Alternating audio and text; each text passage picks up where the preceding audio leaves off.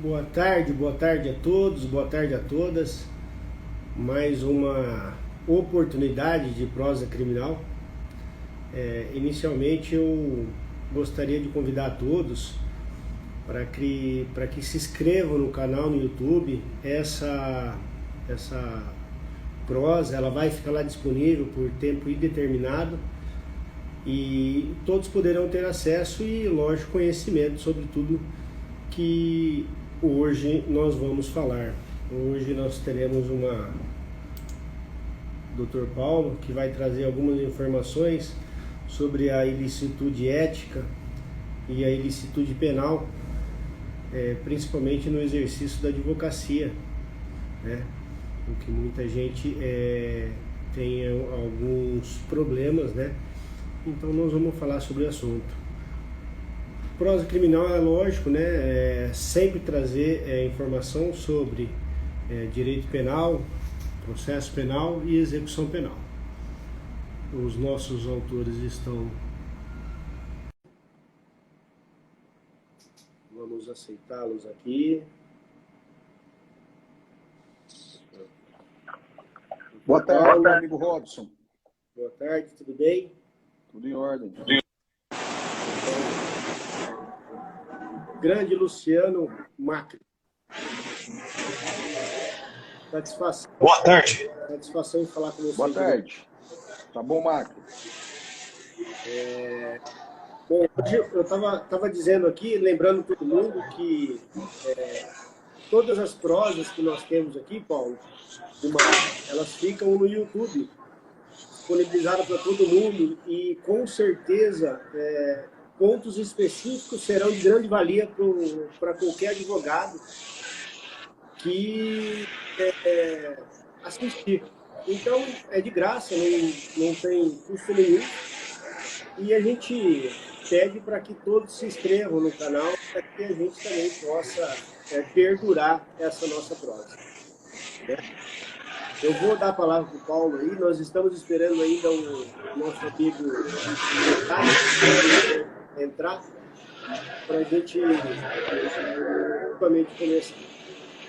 Estou ouvindo muito ruído. Paulo? Eu estou ouvindo muito ruído. Aonde que é? Será que é aqui? Nossa, o ruído está muito alto. Deixa eu fechar o meu.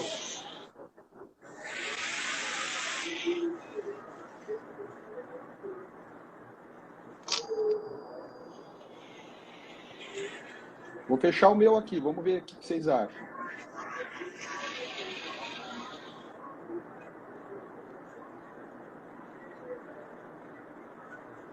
Continuou o ruído?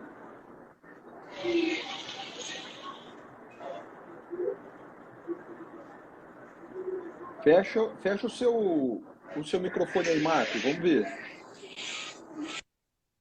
Ah, é o do Macri.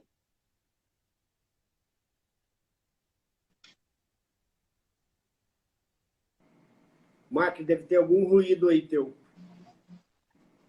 Oi, Thales, tudo bem? Doutor Thales. Boa tarde, tudo bem? Tudo bem, como vai? Seja bem-vindo. Tudo bem, doutor Paulo, doutor Robson, como estão? Tudo bem? Tudo Seja jóia. bem-vindo no Prosa Criminal. É uma satisfação tê-lo aqui, viu? Prazer é todo meu em receber esse convite, em poder participar e agradeço, né, a disponibilização desse espaço à Jovem Advocacia Rio Pretense. Maravilha, é um prazer tê-lo aqui. Né, Paulo? Com certeza. O primeiro nome que a gente lembrou foi o seu, Thales, à medida em que você passou para mim, quando a gente se encontrou quinta-feira passada lá na OAB, que você estaria coordenando a comissão da Jovem Advocacia, né? E conversando com o Robson e o Macri, né, o Luciano Macri, a gente pensou em convidá-lo pelo seguinte: o tema, apesar de ser um tema um pouco abrangente, um pouco aberto, ele interessa sim a Jovem Advocacia.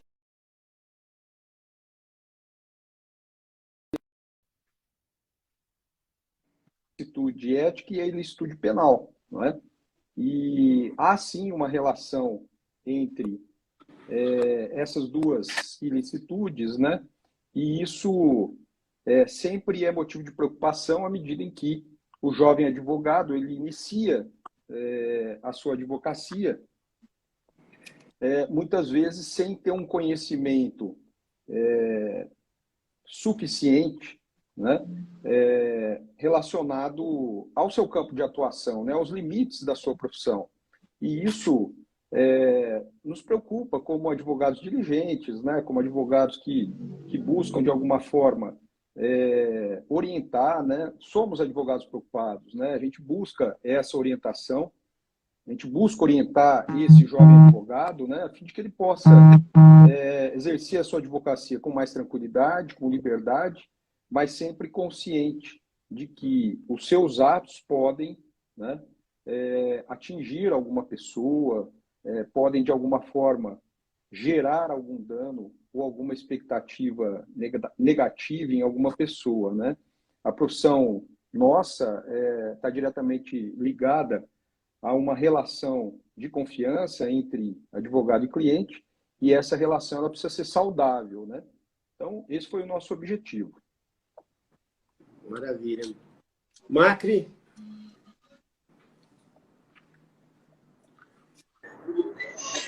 Preciso saber se o ruído, como que tá, se estão me ouvindo bem. Agora tá legal. Agora acabou. Tá beleza? Tá ótimo. Prazer, Thales. Acho que ainda não nos conversamos pessoalmente. Se conversamos, me desculpe.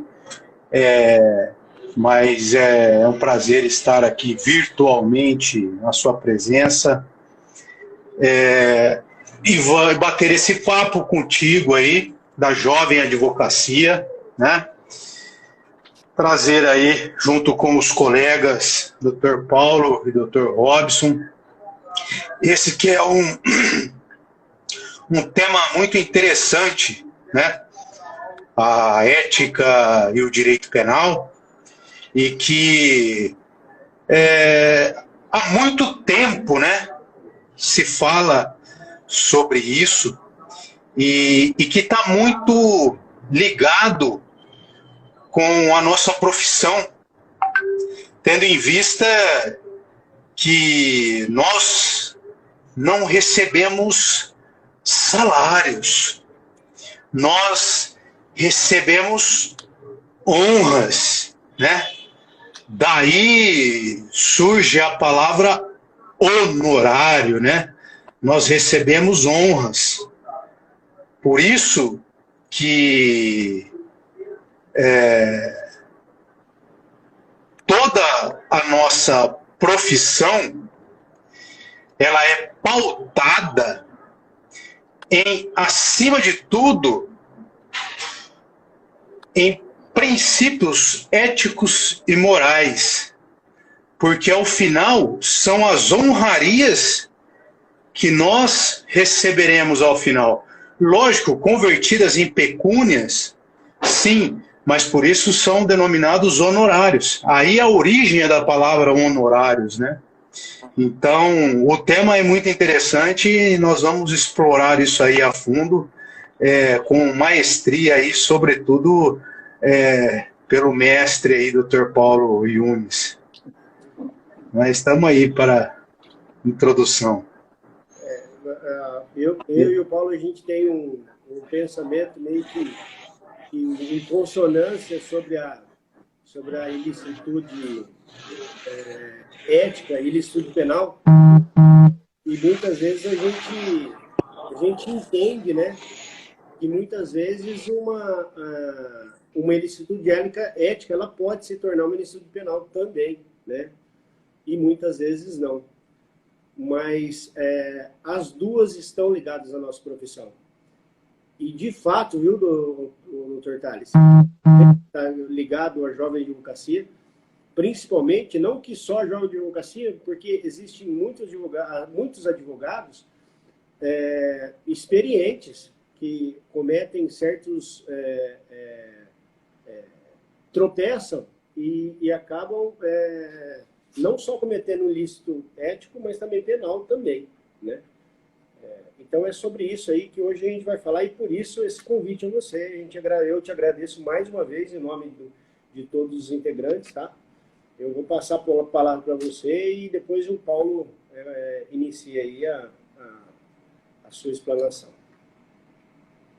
Perfeito, Dr. Robson, muito obrigado. Dr. Luciano, prazer em conhecê-lo, realmente não me recordo da gente já ter se trombado em algum momento, né?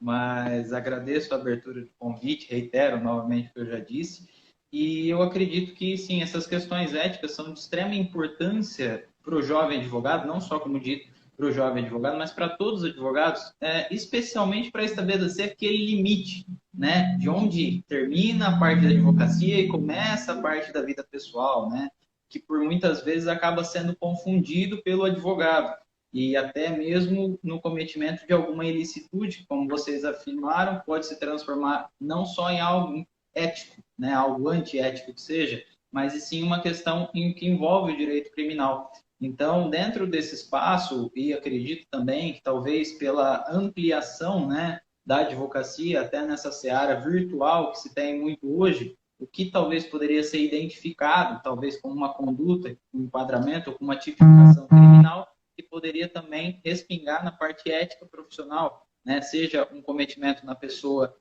natural, não na condição de advogado, né? Exercendo sua profissão, que pode também configurar. Então, são essas as dúvidas, inclusive as minhas, né? O que da minha vida pessoal pode acabar sofrendo algum tipo de sanção também no cenário ético profissional, que eu posso acabar tendo algum tipo de advertência, suspensão ou até exclusão do quadro de advogados. Então, essas dúvidas são sempre, os esclarecimentos dessas dúvidas são sempre bem-vindos e, sem sombra de dúvidas, a abertura desse espaço é algo de extrema importância e que eu agradeço novamente o convite de poder estar participando com esses grandes nomes aqui da Advocacia Rio Pretense. Nós que agradecemos, Thales. É uma prosa, viu, Thales? Então, a formalidade ela não entra aqui em jogo, né? Então, é um bate-papo mesmo, né? Qualquer intervenção, faça no momento que você achar que é interessante fazê-la, para a gente poder até desenvolver um pouco mais, desenvolver um diálogo, né? Que possa, pelo menos, instigar ainda mais, né? O nosso ouvinte, o nosso telespectador, né? Porque aqui na internet a gente é chique, né, cara? Aqui é telespectador, é igual na televisão, né? Mas vamos lá. Vocês já levantaram. Ô Paulo, só um minutinho. Por gentileza, eu gostaria de agradecer a presença do grande amigo, delegado, amigo nosso, Dr. Roberval, presente aí. Muito obrigado pela presença. Um papo muito proveitoso para a gente e uma presença ilustre aí. E um grande amigo de coração de infância, Rodrigo Alcazar, aí presente também. Forte abraço para vocês aí. Ótimo, a gente agradece a presença de todos aí e a gente espera que seja bastante proveitosa a nossa prosa de hoje. Como eu vou dizendo, é interessante a gente levantar essa relação existente entre a ilicitude ética e a ilicitude penal, porque a gente consegue encontrar várias frentes, né, de análise. O Macri levantou uma frente, o Robson levantou outra frente, e agora o Thales também levantou uma frente bastante interessante, relacionada a essa questão de envolvimento da vida particular, né, da vida privada do advogado com o exercício da sua profissão. Isso é muito, muito interessante, porque é uma fase de transição, né? Quando a gente se forma e a gente inicia na advocacia, não é fácil a gente conseguir pensar como advogado, passar a pensar como advogado, né? Parece algo um tanto quanto corriqueiro, mas é muito difícil você conseguir imprimir, né, essa identidade a partir daquele momento, né? E qual identidade seria? Você começar a enxergar as coisas, né, passando por um filtro, né? E que filtro seria esse? Aquele relacionado à sua formação, né? Então, você está num supermercado, você vê ali um produto, e essa área aí é a área do Thales, né? A área do Dr. Leandro Bernardo também, você vê um produto ali com a validade vencida, você vê um produto ali que você acredita que o conteúdo não corresponde ao que está noticiado no rótulo, né? Então, a gente acaba desenvolvendo, né, esse pensamento que é bastante peculiar do profissional do direito, eu não diria apenas do advogado, né, e da advogada, mas do profissional do direito como um todo, né? A gente acaba ficando mais crítico, né? A gente acaba trazendo para as nossas ideias, né, para as nossas reflexões, a possibilidade de, ao enxergar algo que corresponda a alguma tipicidade, por exemplo, a gente já logo efetuar um raciocínio, né, e um raciocínio bastante peculiar, que foge ao raciocínio comum, né, que poderia levar uma ou outra pessoa que não consegue desenvolver esse raciocínio porque não tem essa formação, a uma atitude mais abrupta, a uma atitude que pudesse, inclusive, fomentar ainda mais algo que fosse relacionado àquela questão. Então, uma atitude, por exemplo, de um advogado, de um profissional de direito que presencia ali uma agressão recíproca, uma briga, ou a possibilidade dessa briga acontecer, no primeiro momento, é de tentar, de alguma forma, evitar que aquilo aconteça, né? Porque a gente sabe as consequências disso. Então, esse é um exemplo. A gente sabe que as consequências disso são complicadas, né? Buscar o judiciário hoje também é papel do advogado, mas, principalmente, sendo o juiz ou o primeiro juiz da causa, o advogado deve orientar o seu cliente a evitar buscar o judiciário, né? Ou tentar, de alguma forma, buscar conciliar aquela situação, né?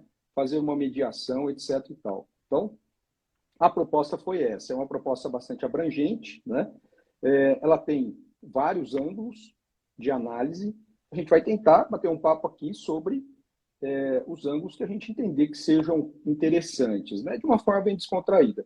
A minha proposição inicial seria aquela relacionada à ilicitude ética que também poderia dar ensejo a uma prática criminosa, né? Já que essa é a pegada do prosa criminal, a gente encontra ali no Estatuto da Advocacia da Ordem dos Advogados do Brasil, no seu artigo 34, várias condutas em que o profissional de advocacia pode, ao incorrê-las, cometer uma infração ético-disciplinar. E condutas estas em que, em algumas situações, podem dar ensejo também a uma ilicitude penal. Então, trocando em miúdos, a gente pode dizer que nem toda conduta antiética que ali se encaixe também daria ensejo a uma conduta que a gente poderia dizer tratar-se de um crime ou de uma contravenção penal. Mas tem condutas ali que são emblemáticas, né? Como, por exemplo, o locupletamento, não é? Cometido pelo profissional de advocacia em relação ao cliente. Infelizmente, é uma conduta que acontece com alguma frequência, né? Então, aquele profissional mal intencionado, ao levantar valores que devam ser repassados ao cliente, acaba por não repassá-los, né? E guarda para si, enfim, locupleta-se daqueles valores. Essa é uma conduta que nós sabemos, né, penalistas que somos, que isso também pode dar ensejo a um ilícito penal. Então, além de uma conduta antiética, né, um crime de apropriação indébita e até com uma majoração de pena relacionada à profissão, né, ao exercício profissional, ou seja, foi cometido no exercício profissional.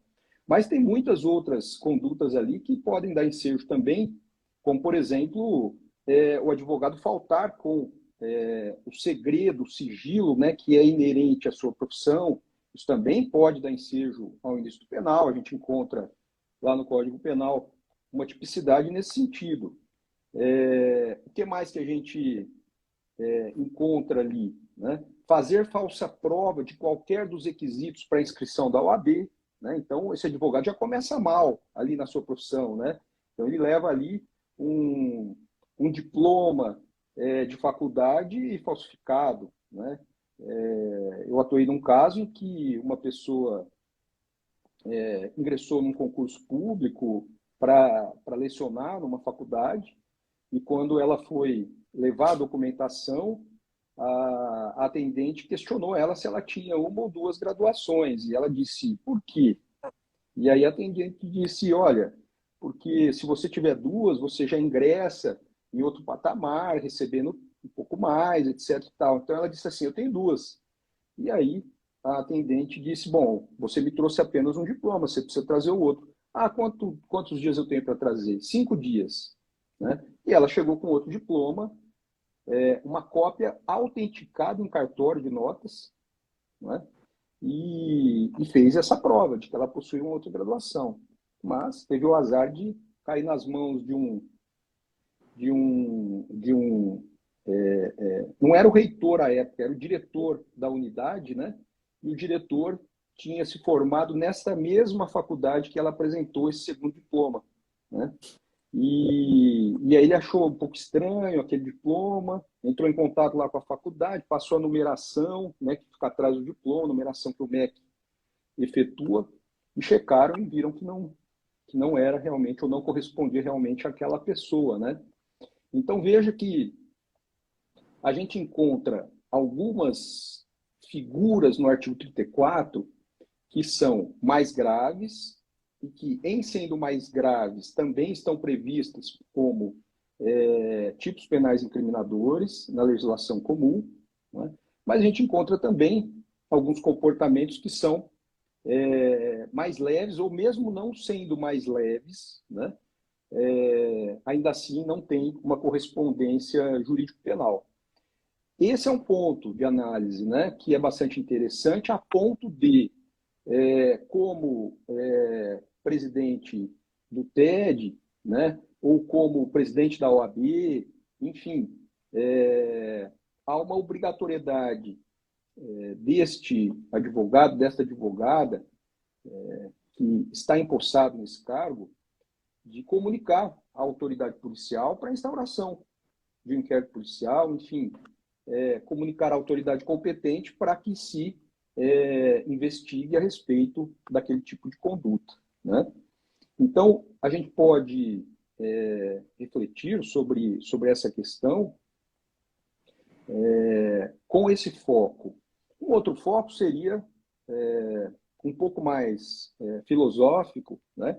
E estaria relacionado a um grau ontológico, né, de diferença entre os dois ilícitos.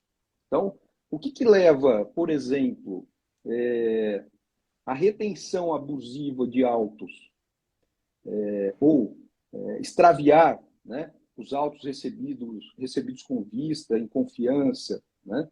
Óbvio que hoje a gente está no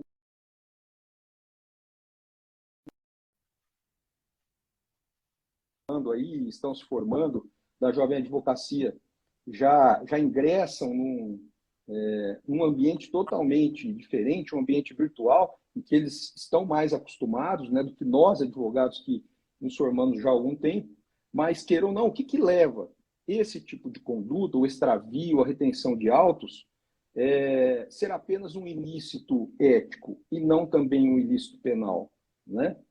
O que leva também caracterizar apenas um ilícito ético, né? Por exemplo, vamos pegar aqui no 34, estabelecer entendimento com a parte ex-adversa, né? A parte adversa, sem autorização do cliente ou ciência do advogado contrário, né? Que, em tese, não caracteriza um ilícito penal, esse tipo de comportamento, né? Que mais? Vamos ver aqui. Manter a sociedade profissional fora das normas e preceitos estabelecidos nesta lei, né? Ou angariar ou captar causas com ou sem intervenção de terceiros, né? Captação de clientela. O que leva? O que leva-nos a crer que esse tipo de comportamento mereceria apenas o crivo, não é? Da nossa entidade de classe, e não uma tipificação de uma infração penal, né? A gente sabe que o direito penal se vale da proteção, da tutela de bens jurídicos de relevante valor social, não é? por aqui a gente já tem pelo menos um norte, né? A gente já tem um caminho.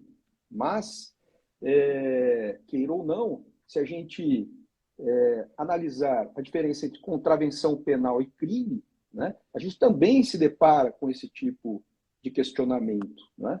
Por que determinada contravenção penal não foi pensada pelo legislador e taxada de crime, mas de contravenção penal?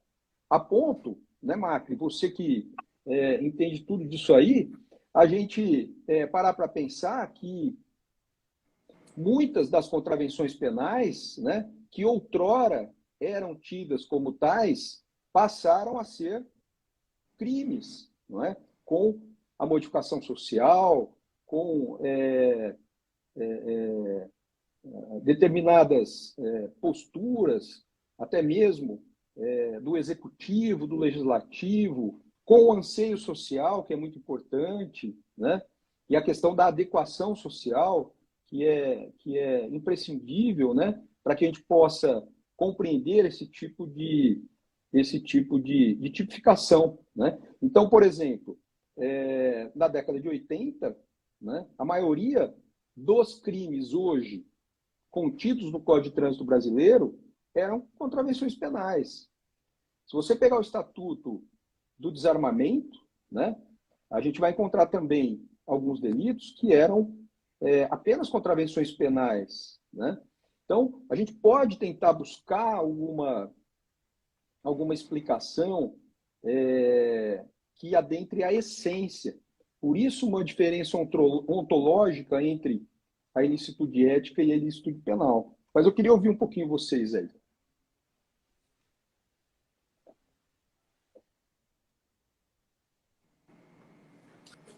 Quem que vai se aventurar? Eu tenho uma dúvida que já vem data a respeito já que nós estamos falando sobre ilicitude penal, ilicitude ética, quando vai ao encontro do que o professor, do Dr. Tales disse. Quando que um crime, o que a gente pode entender por crime infamante, que é previsto no Código de Ética?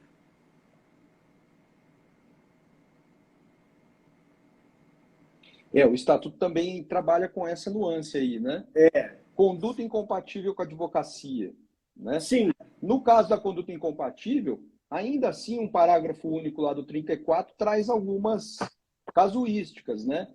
Prática reiterada de jogo de azar não autorizado por lei. A gente vê que é algo bem de época, né? Incontinência pública escandalosa, embriaguez ou toxicomania habituais, né? Então, são alguns exemplos da casuística. Aí o legislador se aventurou um pouco. Só que é sempre perigoso fazer isso, né? Porque a casuística, de tempos em tempos, precisa ser renovada. E aí você modificar uma lei, nós sabemos a dificuldade que é, né? A dificuldade é muito grande. Né? E no que diz respeito ao crime infamante? No que diz respeito ao crime infamante, aí fica a cargo da jurisprudência, né? A jurisprudência do Tribunal de Ética é que vai desenvolver aí, por meio da aplicação da norma aos casos concretos, o que pode se entender ou o que deve se entender por crime infamante, né? Ou seja, aí a gente ainda até tem um parâmetro. E, fazendo uma analogia ao direito penal, é o que a gente chamaria de tipo penal aberto, né? E não norma penal em branco, né? A norma penal em branco tem uma complementação, ou na mesma lei ou em outra normativa, mas o tipo penal aberto. Isso gera, de alguma forma, uma discricionariedade que pode ir além, né, do permitido, né, podendo até alcançar a infringência ao próprio princípio da legalidade, né, mas, falando de lei, há necessidade que se reconheça uma inconstitucionalidade, né, algo que não foi reconhecido até hoje. Então, há situações que é necessário a utilização desse tipo de expressão, né? Porque se você trabalha com uma casuística e tenta prevê-la, não é? A chance de você incorrer no engessamento na aplicação da norma ou de alguma conduta ficar de fora é muito grande. Então, a utilização de tipos penais abertos, e aqui no caso, um tipo ético, né, aberto, vamos dizer assim, e também normas penais em branco, né, ao meu ver, é constitucional e há necessidade em algumas situações. Né? Então, por exemplo, você pegar os crimes lá da lei de drogas, né, não tem a definição do que seja droga na própria lei, né? Mas uma portaria do Ministério da Saúde é que vai definir quais os princípios ativos, né, que são considerados drogas. E aí você modificar uma portaria é muito mais fácil, muito mais ágil, né? Quando aparecer uma nova droga, etc. e tal, do que você modificar uma lei, né? É isso aí. Então, aproveitando o gancho do Dr. Robson, basicamente não há uma definição legal do que seria um crime informante, que poderia ensejar também uma penalização ética. É isso, vai depender da análise do caso concreto pelo Tribunal de Ética e Disciplina da OAB. Sem dúvida, é isso aí mesmo, Thales. E como já tem muitos julgados relacionados a essa aplicação da norma, né, você encontra parâmetros, né? Você encontra parâmetros. Agora, mesmo assim, de tempos em tempos, isso tem que ser revisto, porque o que pode ser considerado um crime infamante em determinada época, né, em outra época já pode não ser mais considerado crime infamante e vice-versa, né? Vai depender muito da situação. Então, para dar um exemplo, né, até alguns anos atrás, né, antes até da modificação legal, em relação aos crimes sexuais, que eram conhecidos como crimes contra os costumes, né, não se até por uma questão cultural, né, uma péssima questão cultural, né, que a gente vivenciou e vivencia até hoje, né, mas hoje já com algumas modificações e uma outra visão, né, com políticas públicas já mais direcionadas, né, à própria criança e adolescente.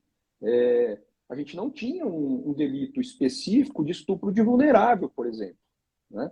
Então, poderia ser considerado um crime infamante, não poderia ser considerado um crime infamante. Né? O Macri sabe disso. Os crimes sexuais, né, os crimes contra a dignidade sexuais, exigem uma valoração muito grande, né, por parte do magistrado na sua análise. E queira ou não, há certos regionalismos, né? Então a gente sempre dava aquele exemplo em sala de aula que ele vem perdendo até a sua utilidade. Uma pessoa que mantém relação sexual com o amante, com a amante, e o seu parceiro chega no momento do ato e saca a arma e atira, matando os dois, né? Essa situação poderia ser analisada de determinada forma por um júri popular no interior do Piauí, né? E de uma outra forma completamente diferente na capital do Rio Grande do Sul, por exemplo, né? Ou de São Paulo, né? Então são várias nuances, né, que estão em jogo ali, mas óbvio, hoje com uma veiculação maior, com acesso à notícia, né, às informações, políticas públicas voltadas a se prevenir esse tipo de situação, né, e orientar, eu vejo que há uma certa diferença. E mais, né, como o próprio Tales disse, né, o que poderia ser considerado hoje crime infamante, né? É óbvio que a gente espera do profissional da advocacia uma conduta ilibada, né? Respeitosa, um profissional que busca, ao trabalhar com a interpretação e a aplicação da norma, né? Dar o exemplo de alguma forma, né? Mas nós sabemos também que isso pode não acontecer, né? Esse profissional ele acaba de alguma forma desenvolvendo a sua vida particular, né, de forma desregrada. Assim como, fazendo uma comparação aqui ao profissional de medicina, né, que ingere bebida alcoólica e vai realizar um plantão, que já estava previamente marcado, etc. e tal, né, não se preocupando com qualquer tipo de conduta que ele possa realizar e que dependa aí de funções, né, que o álcool possa, de alguma forma, inibir, né? Ô, Paulo, eu tô procurando o foguinho aqui para dar uma polemizada no negócio, mas Eu não, estou vendo. mas não tô achando, cara. Eu acho que tiraram o Você foguinho testou daqui. vários aí, você testou vários já aí, viu? Então, cara, eu não tô achando. Eu vou pôr um aqui, mas é o seguinte. Ô, Paulo, vamos direto ao assunto aqui, Vamos. porque o negócio aqui, o chicote vai estralar. Seguinte, eu quero saber a sua opinião a respeito de da postura diante do inciso do violar sem justa causa sigilo profissional. E aí aqueles casos de postar em internet pessoas falando de casos, esse tipo de coisa. O que você me diz? Então eu acabei de fazer um júri aqui. E tô falando do meu júri que eu fiz aqui agora, tal, e sigiloso, entendeu? Caso correr sigilo, ou um júri, ou um caso de estupro, e eu tô falando do caso. Entende? Agora, eu quero a sua postura.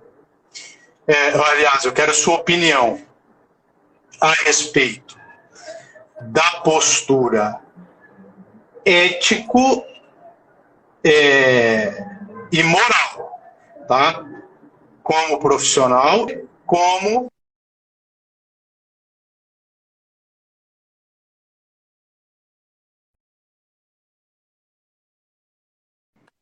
eu vou julgar ou não vou julgar. Eu quero postura moral, entendeu?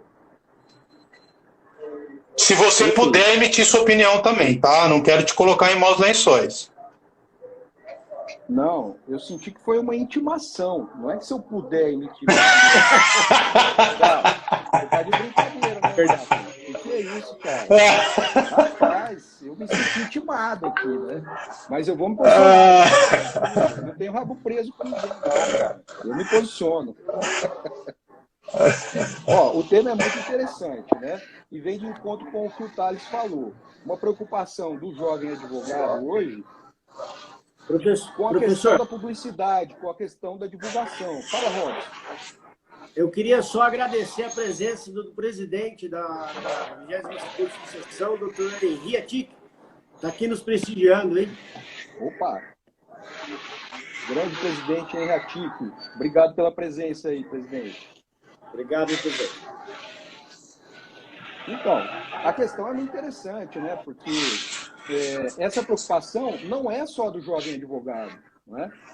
É principalmente dos mais velhos, dos que já estão na lida há algum tempo, porque a gente tem esse mundo digital, né, como algo que se iniciou quando a gente já estava advogando. Então, se a gente tinha algum costume, se a gente tinha alguma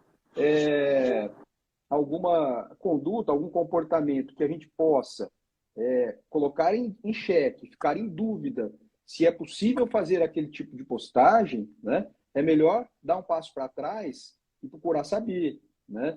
Quando eu estava aí na presidência do Tribunal de Ética, vários colegas me ligavam, não é, perguntando, Paulo, eu vou participar de determinado evento, eu posso falar isso, posso levar um folder, posso, etc. e tal. Paulo, esse tipo de publicação pode ser feito na internet, né? Então, a gente primeiro precisa conhecer quais são as normas que regem esse tipo de conduta, de comportamento do advogado, para a gente poder, né, fazer uma interpretação e sempre tomando cuidado de em estando em dúvida, não poste, né? Não faça isso. A questão do sigilo, ela está diretamente relacionada a isso, porque hoje, principalmente, a gente vê colegas postando decisões judiciais, né? Alvarás, de soltura, né? Etc. e tal. É lógico que, no primeiro momento, a grande maioria de nós todos sabemos que você não pode, em hipótese alguma, né, veicular o nome das pessoas envolvidas, né?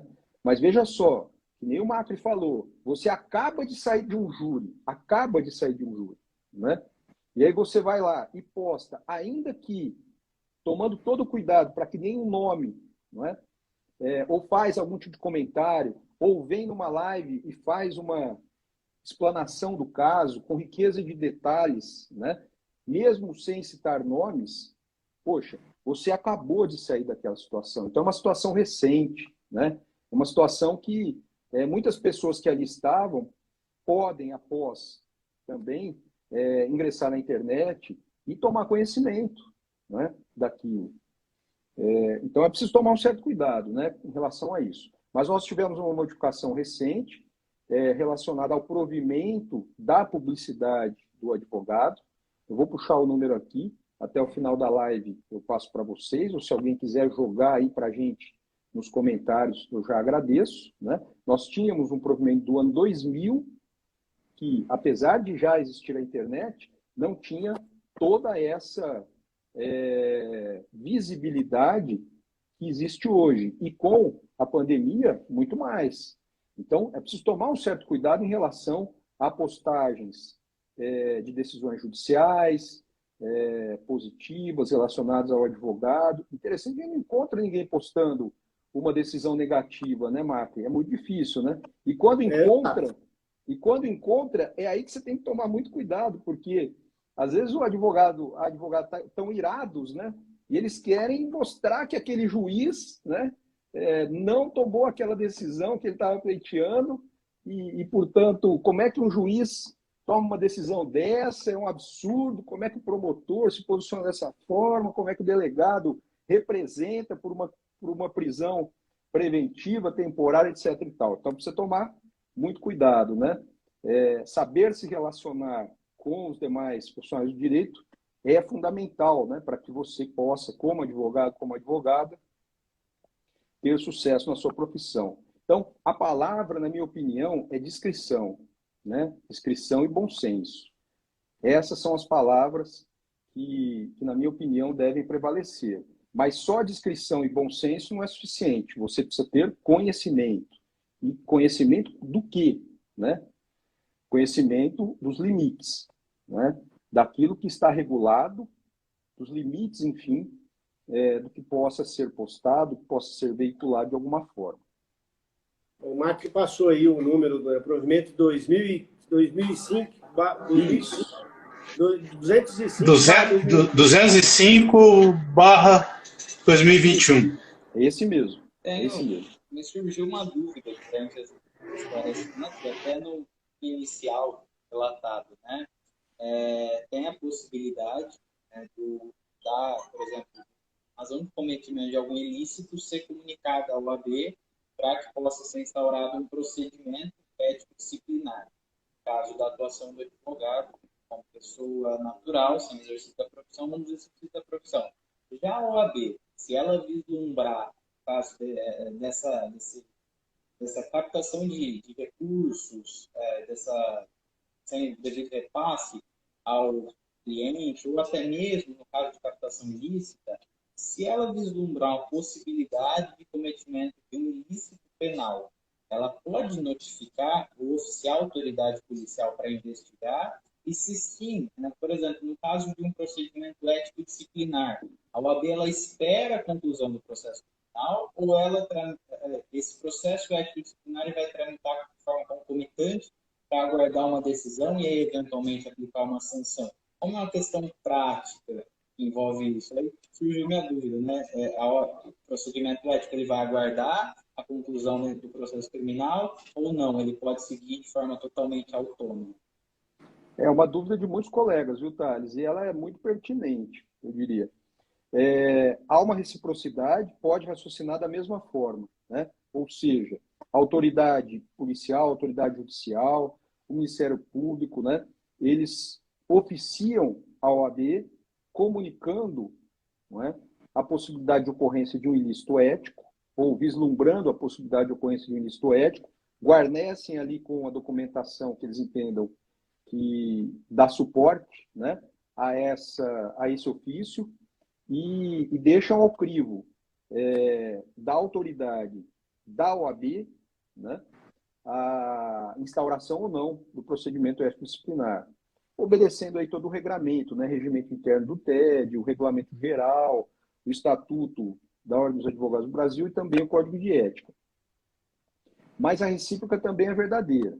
Mas antes de falar da recíproca, ainda sobre a autoridade policial, judicial, Ministério Público, há a possibilidade destes profissionais representarem diretamente. Portanto, eles vão figurar como representantes, né?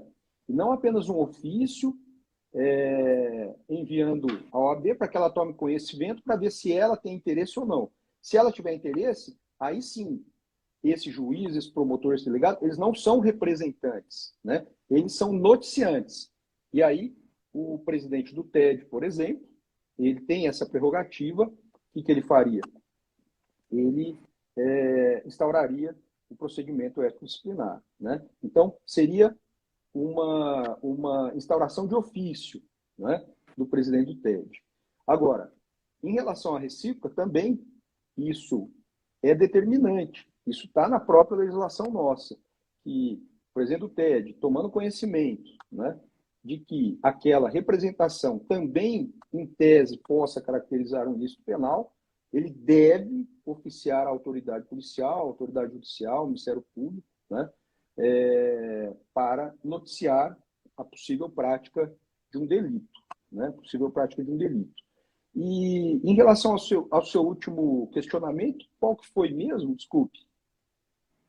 Sobre a tramitação, a questão ética, ela aguarda a conclusão da tramitação criminal, Perfeito. ou se elas caminham de formas autônomas e cada um segue a sua aplicação?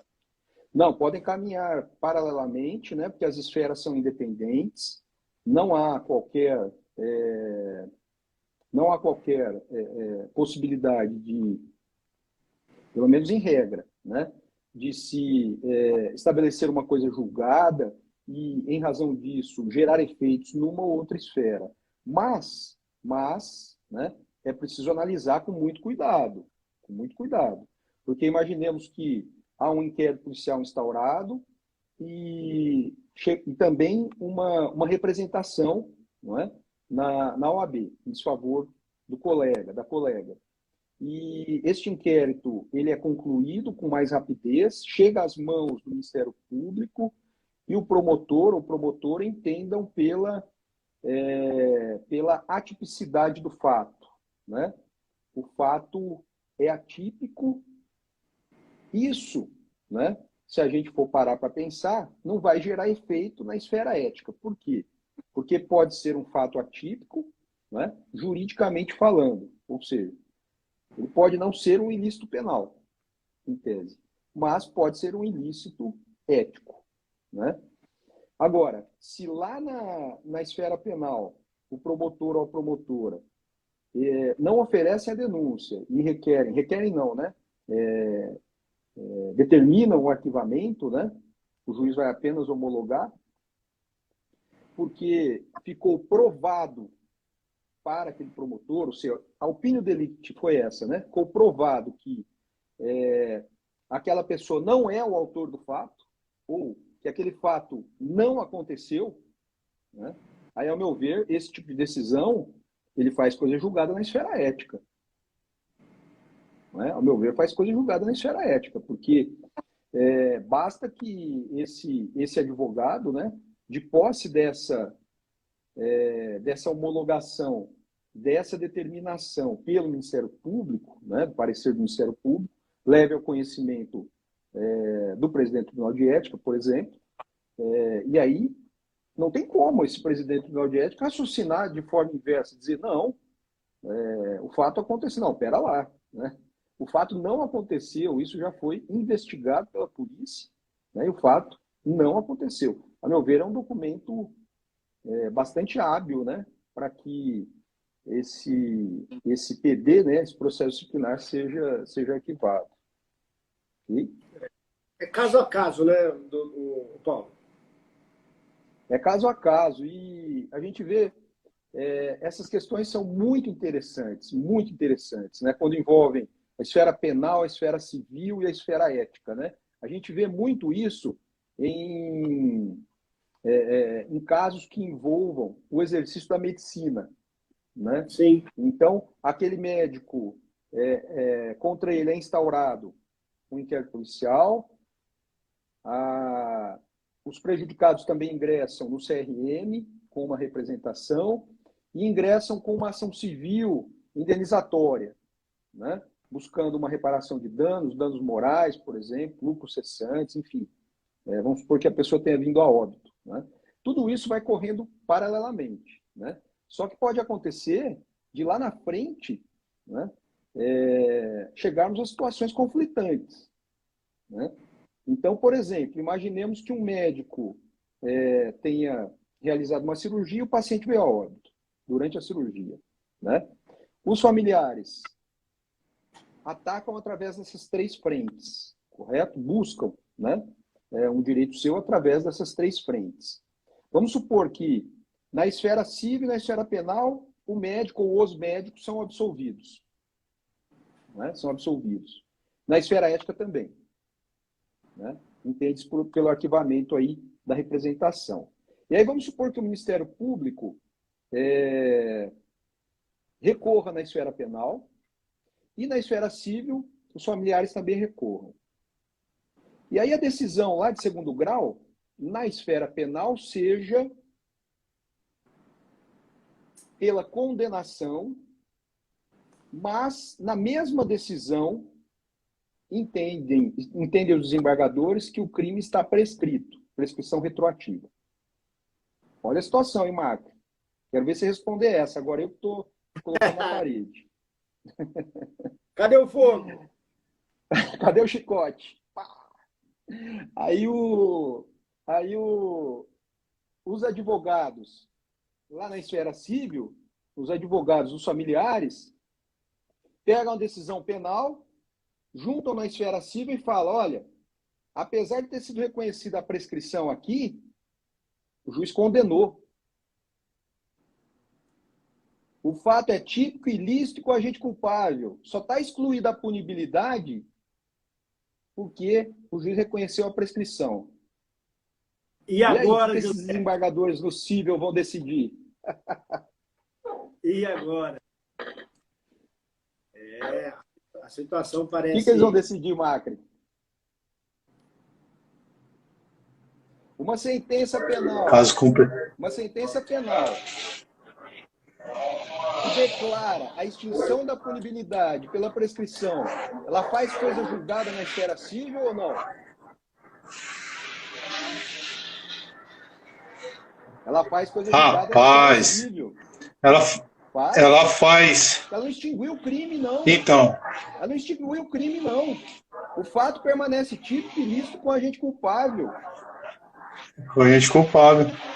Só que o Estado perde o interesse de punir pela prescrição, pelo decurso de um lapso temporal em que ele não conseguiu, né, satisfazer a sua pretensão. O direito de punir é do Estado.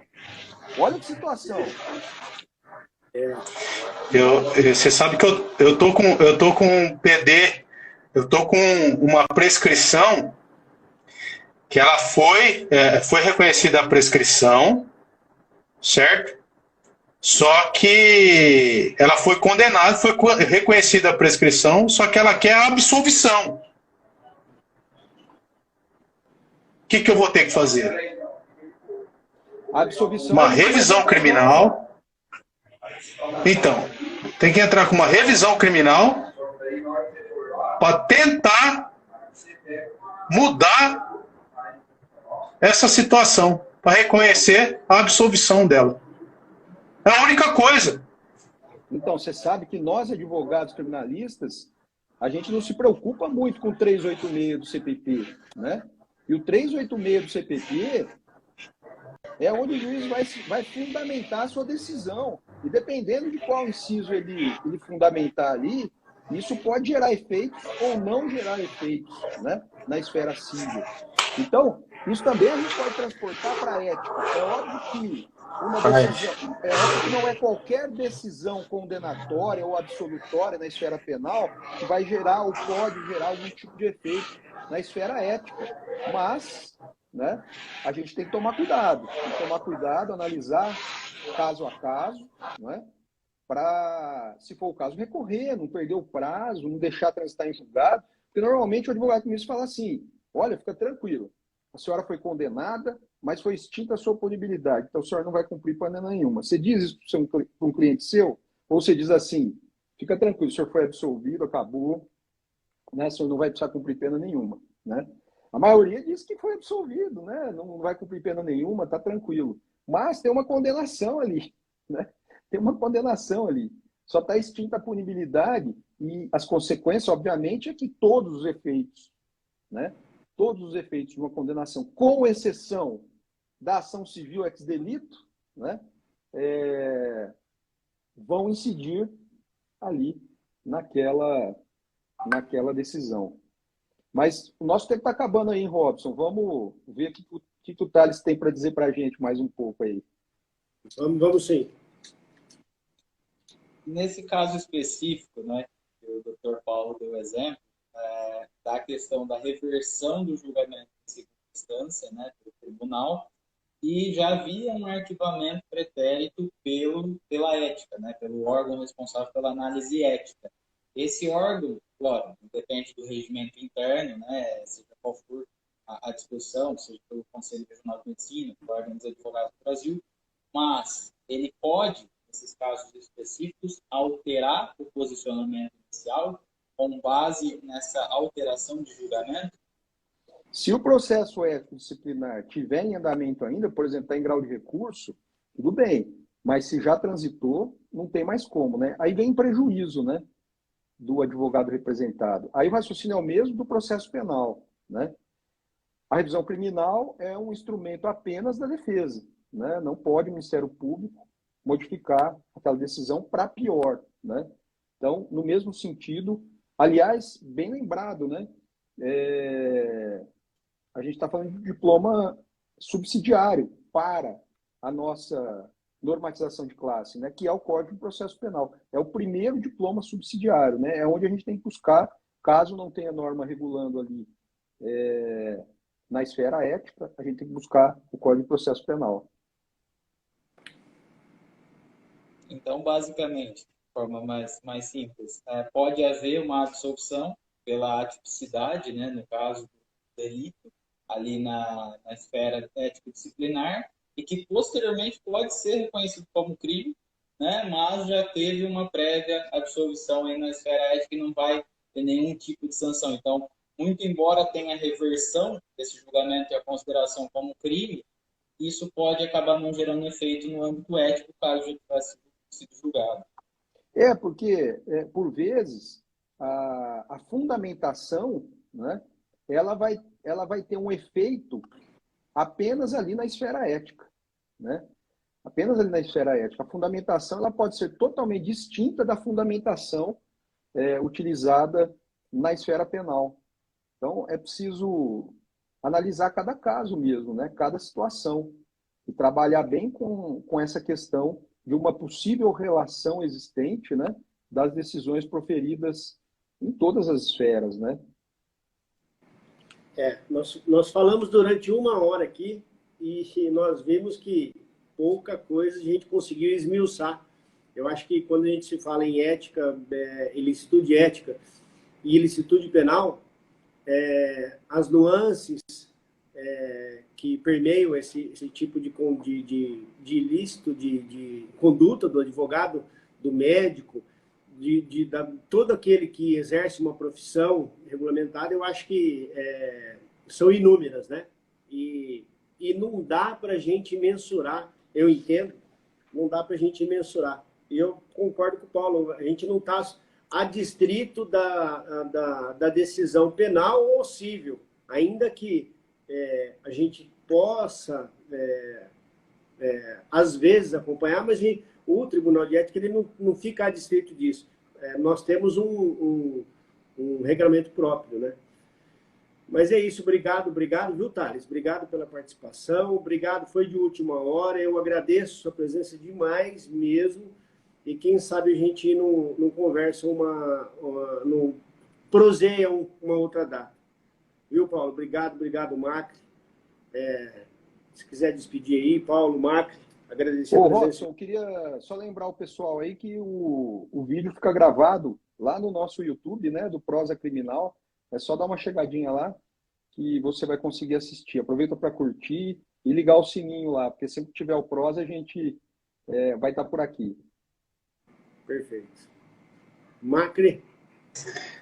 Queria deixar só uma dica de leitura para quando se fala em ética. Tem uma literatura clássica aí, que é o Mercador de Veneza, onde se faz um contrato aí totalmente antiético, em que o judeu Shylock, né, faz um contrato que eu não vou revelar aqui, mas é muito interessante.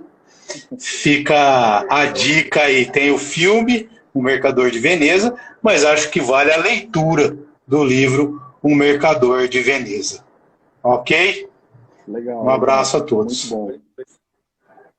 Obrigado pela abertura do espaço, Dr. Robson, Dr. Macri, Dr. Paulo, com Rebelo, né, estudante de faculdade, agora podendo participar e novamente receber os ensinamentos, né?